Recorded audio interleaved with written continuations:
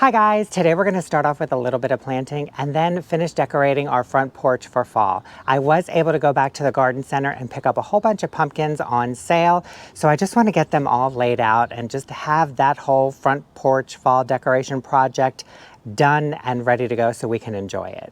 I want to start in the butterfly garden because that's where we're going to be planting first. I've got a viburnum that I'd like to put right back over here in front of the crepe myrtle, but mostly I have stayed away from this area all season because I knew that Mo was going to be doing drainage, so I didn't want to pack this area only for him to kind of have to maneuver around. Again, we did come in here early or late summer and removed a few perennials so Mo and company could get back here. But they have been working on this for the last few days and they have done such an amazing job. It looks so good and so different. I want to show you this real quick before we start planting. So early this spring, we came in and removed a whole bunch of grass, brought in some fill dirt, created a berm, and then we planted our 20 junior giant arborvitaes all along the fence line.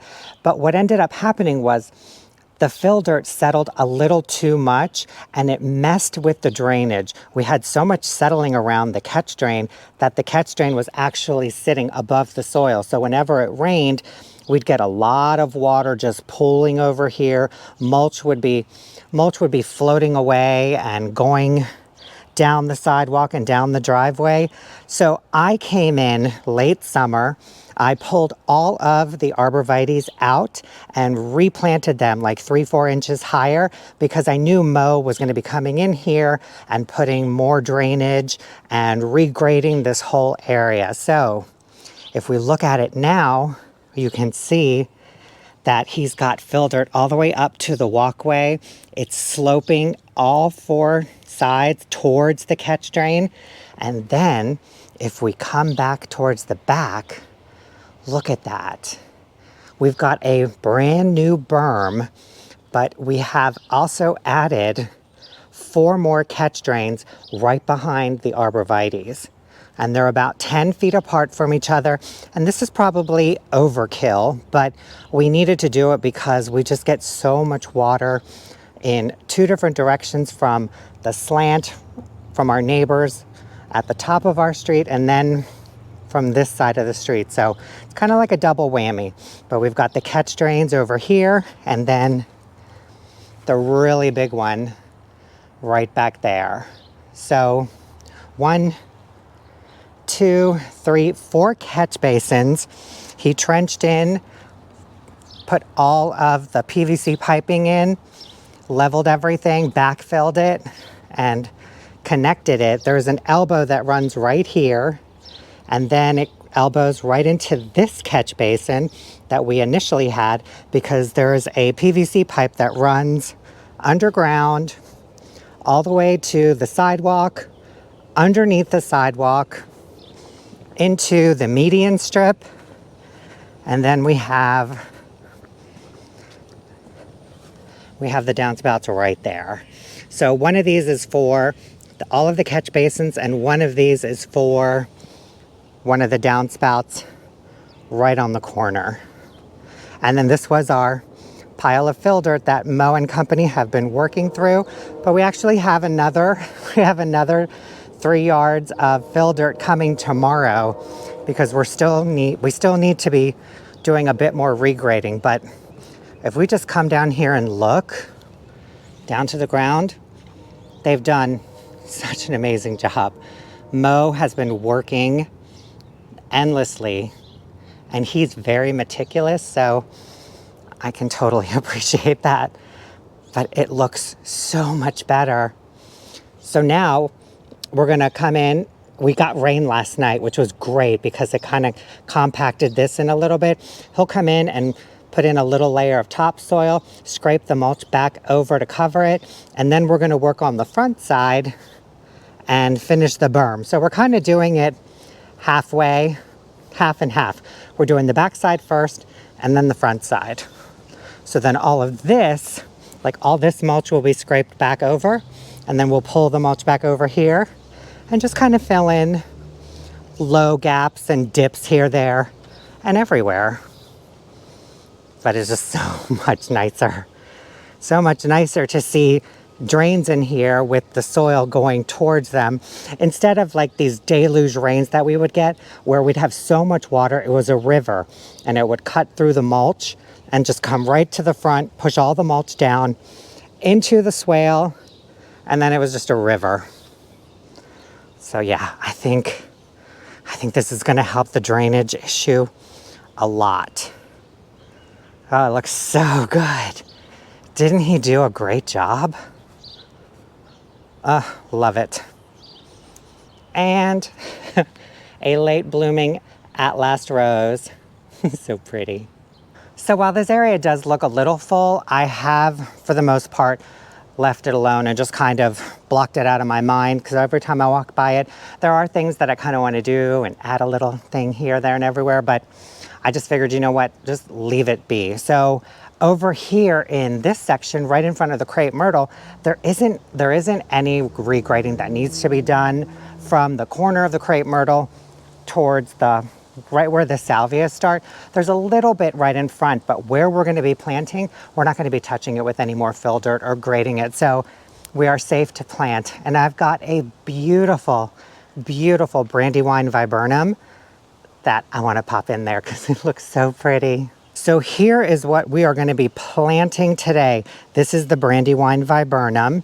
I saw this at the nursery center and I have seen this. I've had my eye on this for years. I have never planted this, if you can believe it or not.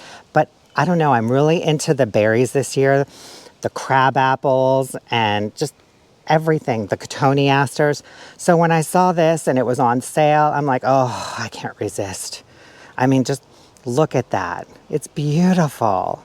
And look at the leaves on this. They're a beautiful, dark, lush green. They shine almost too. They're so pretty. And this looks so healthy. I hope it likes its spot. Because remember, back over there is where we had the lemony lace elderberries, and they did not fare well in that spot. So I will keep my eye on this, but God, this is just gorgeous. Beautiful. So now this is deciduous. So in the winter it will drop its leaves, but we'll have the structure of the branches. So this gets 5 to 6 feet tall and wide. It's hardy in zones 5 through 9. It likes full sun to part shade. If you're in the higher zones, you would probably want to protect this from the afternoon sun. It likes moist, well-draining soil. It can handle a lot of different soil types, neutral, a little alkaline, a little acidic. And the beauty about this is, aside from the berries, which are just one of a kind, in the spring it blooms these beautiful white flowers, which will eventually turn into these berries. We've got the beautiful green glossy foliage. And in the fall, the berries will start to change to this pink and blue, which eventually they'll turn all blue towards the end of fall.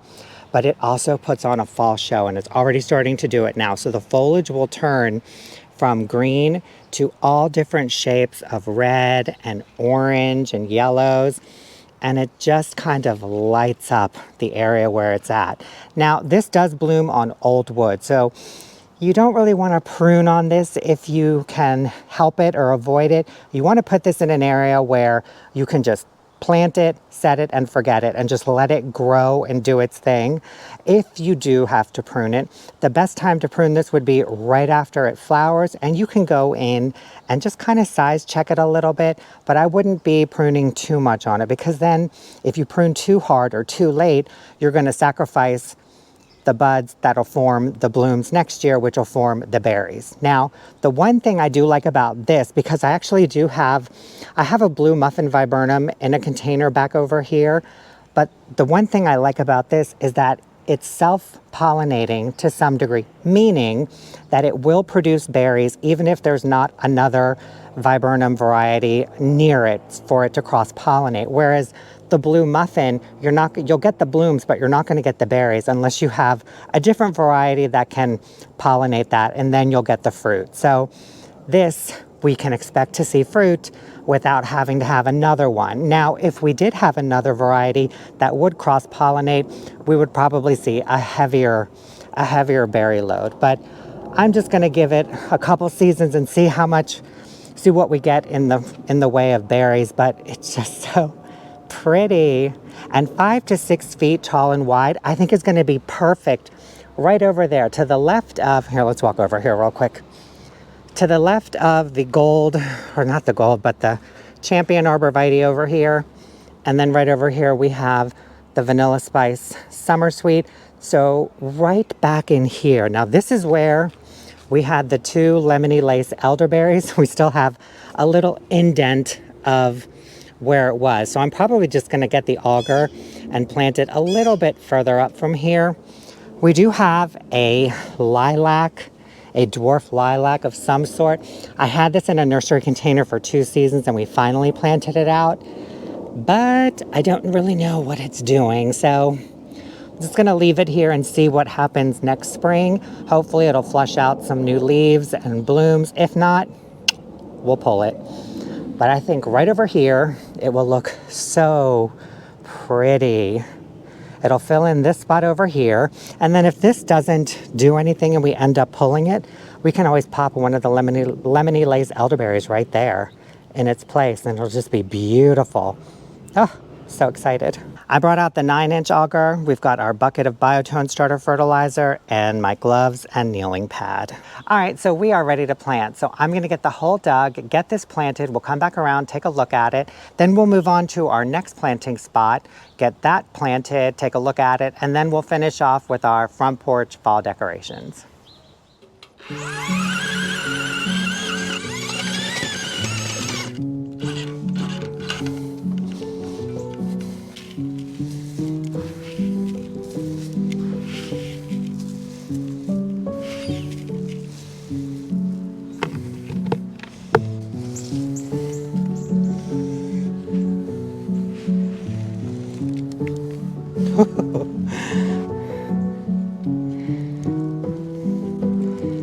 I'm just going to rough up the root ball a little bit at the bottom. The roots look really good and healthy, but we're just gonna tease them a little. Just kind of fan them out.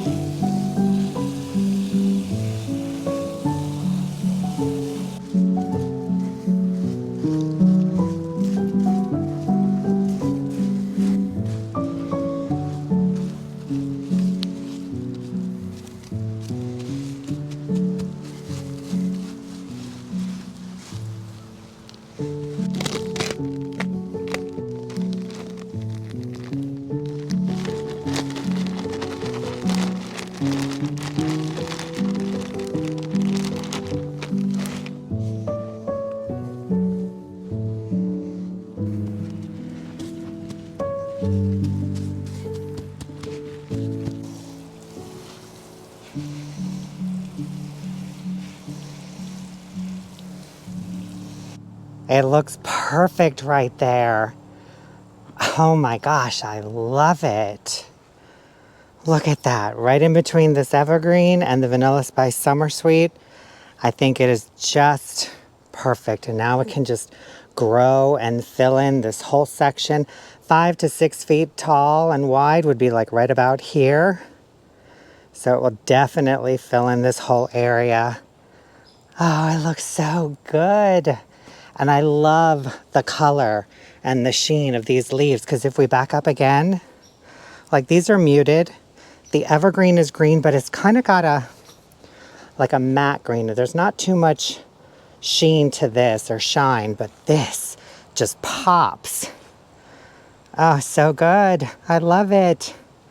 So I dug a hole, added some biotone starter fertilizer, got this all situated, leveled in, and then I added water to the hole because the soil was so dry.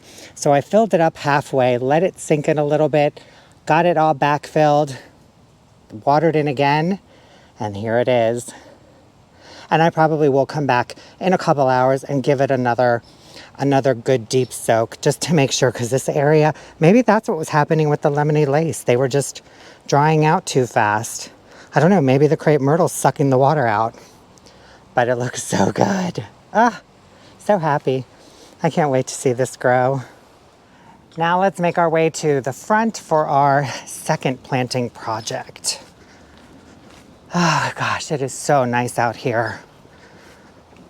Oh, it's about 50, 55 degrees, gentle breeze. We got rain last night. Oh, you know what? I want to stop here in the vegetable garden real quick. There's one thing I want to get planted. We're going to plant one of these leftover cabbages. These aren't the ornamental kind. These are the edible kind. So we've got a bed right over here with all of our spinach, and I haven't figured out what I wanted to put in front of it, carrots or something, but I think I'm going to reserve carrots for the berry bed, the first one, so I figure we can just pop this right in. Right in the center of this space right here.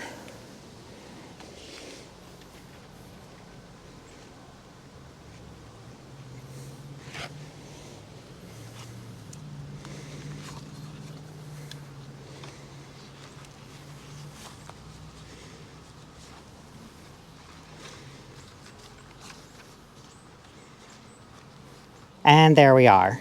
Quick and easy. Can you imagine what we could get done if every planting project was that fast? All right, so this is the next spot that we're going to be planting up. We've got 2 cotoneasters right here that we planted last year, and I picked up a couple more at the garden center the last time we were there just a few days ago. So I want to continue on because I decided, Mo and I were out here, we decided that we're not going to widen this walkway path right here because 3 feet, 2.5, 3 feet would be a good size for a walking path, and there's really no point in extending it further up the lawn just to kind of make it center with the median strip, especially because we have like the water sewer thing right there. So it's kind of like, why would we want to get into all of that mess? So we're not going to worry about it. We are going to change the angle just a little bit more towards the back, kind of get rid of this little tip right here, because eventually, you know, we're going to have stepping stones that come down here. The pathway will come this way. You could spider off here and go up to the porch. So I kind of want to just go from here and maybe just cut out this little tip and just remove this little peninsula island thingy, just get rid of it altogether. But that means that I can start planting this area up a little bit more, which we already did with our plumbago and our burgundy gloajuga, which are doing beautifully. They are putting on size. They're getting bigger. The plumbago over here. Now these 2 were in bloom, but they kind of fizzled out, whereas these that we had last year, they're still blooming, and they're putting on more of their fall color. So just imagine this whole area up here, that red. Oh, it's going to be so pretty. And then in the wintertime, these will die back, and we'll still have the tricolor from the burgundy gloajuga. But today, I'm going to continue on with our cotoneasters. So I've got a couple of stones over here, which will shift here, there, and everywhere. But I was trying to place them yesterday, kind of just looking at them.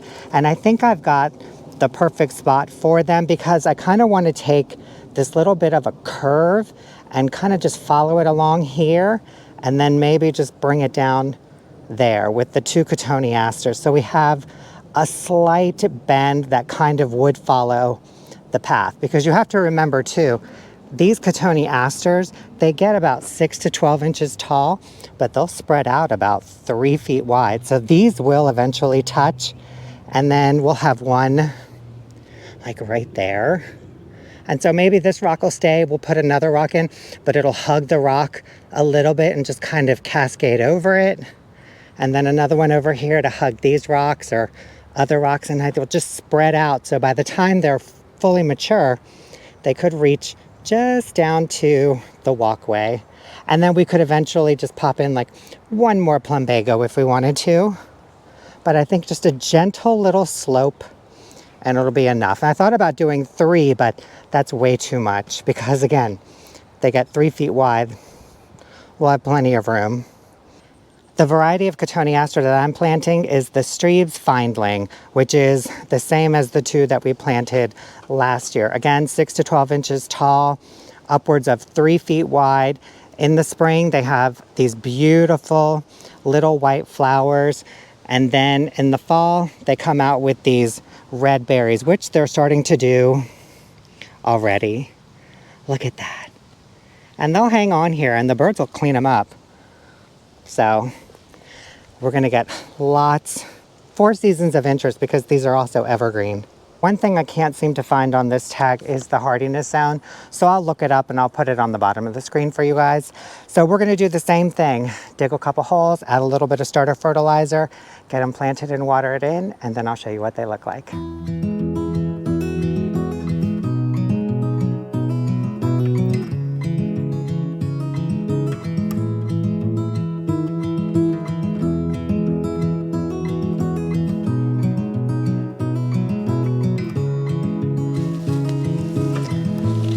That's the one thing about cotoneaster. You got to be careful of these branches because they're so low, and these are going straight down along the root ball. But I'm going to plant it a couple inches high.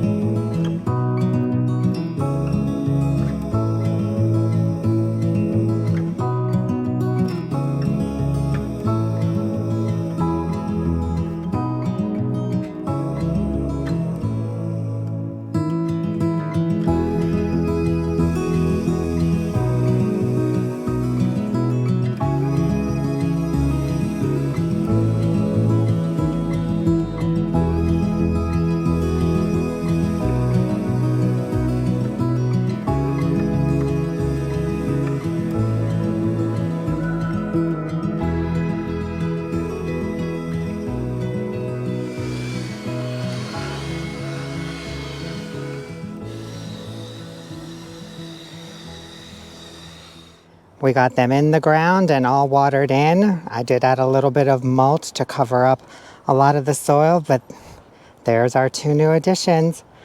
Oh, don't they look good? Now, this one I noticed is a couple inches further from this one as opposed to the rest of them. I am not too worried about this because, again, these grow 3 feet wide.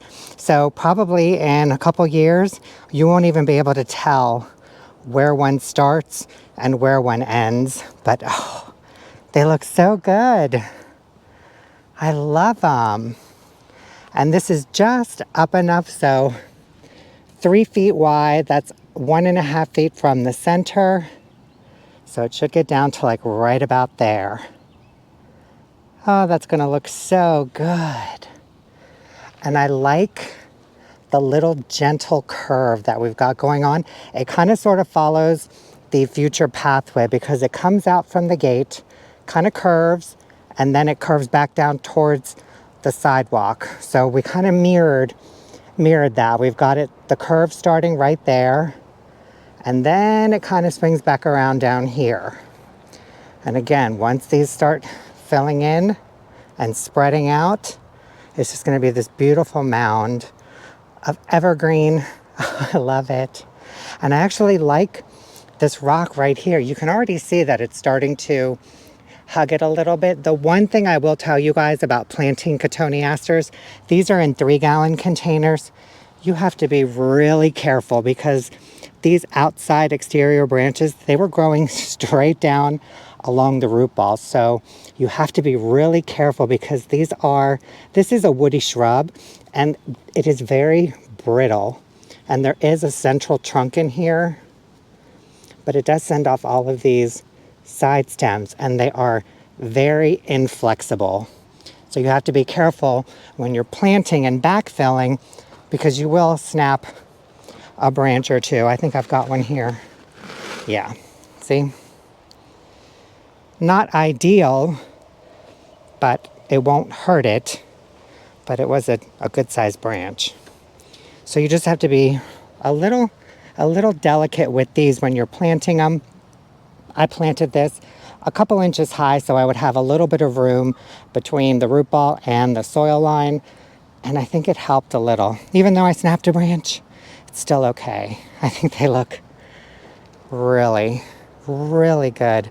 Really happy with them. And again, once they fill in, you'll just see the gentle curve of them, and you won't even know that this is probably a couple inches further away from the rest of them. It's coming along, you guys.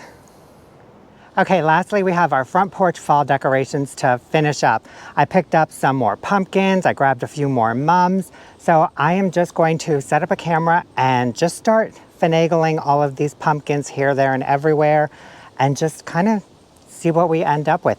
I got a few of the bigger ones. I've got a couple of the stackers. So once I get this all reorganized and ready to go, we'll come back around and I'll give you a quick mini tour and show you how the final front porch fall decoration project turned out.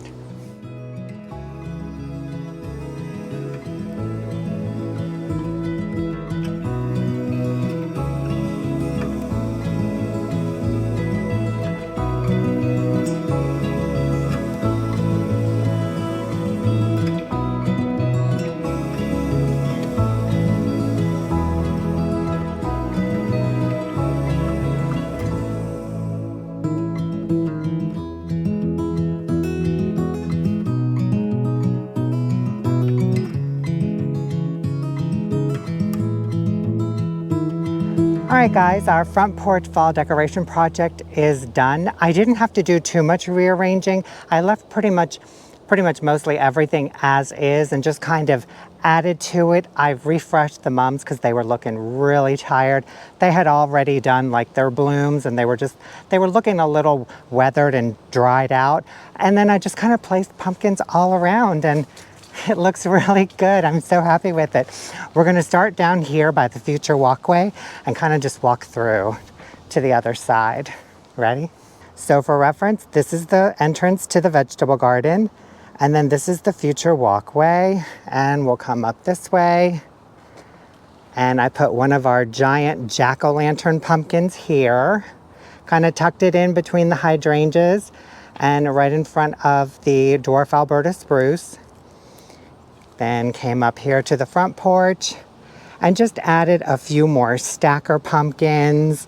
I've refreshed the mums. These look so much better than what we had before. And I actually added some red mums because I thought I got them before, but it turns out they were just more yellow mums. A few more little baby pumpkins. And then I swapped out the little tiny pumpkins on the handrails for some bigger ones with a bigger stem. I think that looks really good. You can see it's matching over here. And just overall in general, it looks really good. I didn't put anything down at the bottom steps because I didn't want to crowd it out. You know, this is the main walkway, so we have delivery guys and the mailmen coming, but it just looks so festive. Look at that. Isn't that pretty? And these were some of the stackers that I added to our original one. Had a green one, and then one that was pretty much similar to this, but just a little bit more green marble in here. And I think it just kind of finished it all off. And then I added some pumpkins along the walkway. Let's look from this side so we don't have the harsh shadows. So I tucked in one of the big jack-o'-lanterns right here, another one right there, and then I just dotted in between our lights, our pathway lights, I just dotted some smaller pumpkins right in there. So it's kind of, the main attraction is right here, and then it just pulls all the way back down to the beginning of the walkway and the flower bed. I love it. And here's what it looks like from the opposite angle. The light's a little harsher because it's right behind me, but it looks so good. I'm really happy with it, you guys. Truly happy. It's done. And I love that big pumpkin just right there. What a fun and productive morning. We planted the brandywine viburnum in the butterfly garden.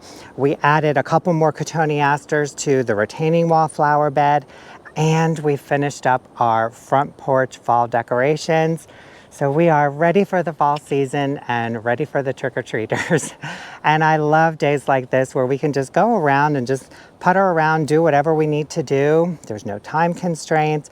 The weather is beautiful. It's about 65 degrees now. There's a slight breeze. The sun is out. Clouds. It's just beautiful out here. Fall weather. This is like one of my favorite seasons. Spring and fall. Ideal gardening weather. And you guys, that is it for our video today. Thank you so much for watching. I hope you enjoyed it, and we'll see you in the next video. Bye.